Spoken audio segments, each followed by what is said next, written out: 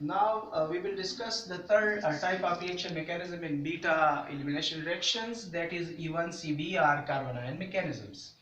E stand for elimination, 1 for unimolecular, C for conjugate, B for base. Conjugate base, unimolecular elimination reaction for the conjugate base.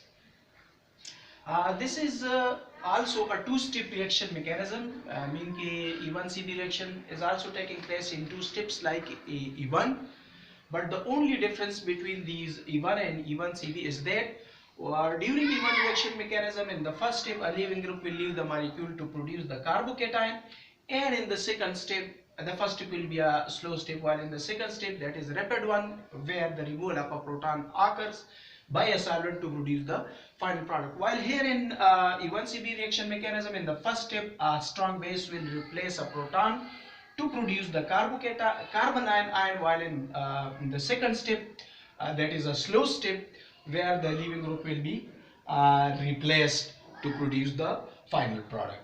So in E1CB reactions mechanism, the first step is the fast step, which results the formation of the carbon ion, while the second step is the slow step. So being usually in reaction kinetics, slow steps are the rate determining steps. Here we would like to take an example. We have an alkyl halides. One of the proton will be replaced by a base in the first step to produce carbon ion, and this step is a fast step. While in the second step, from the carbon ion, usually acting as a conjugate base, the carbon ion will leave the leaving group to produce the final product, and this step is the slow step. So now we will discuss the reaction kinetics of the E1CB reactions. As you know that the second step is the slow step, and that is said to be as the rate determining step, and the first step is the fast one.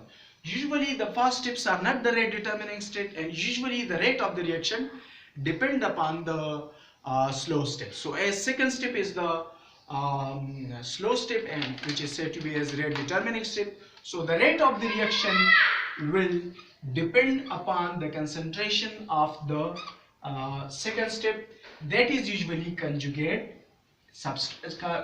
base that is acting as a substrate, or a conjugate base. Usually the second step depend on.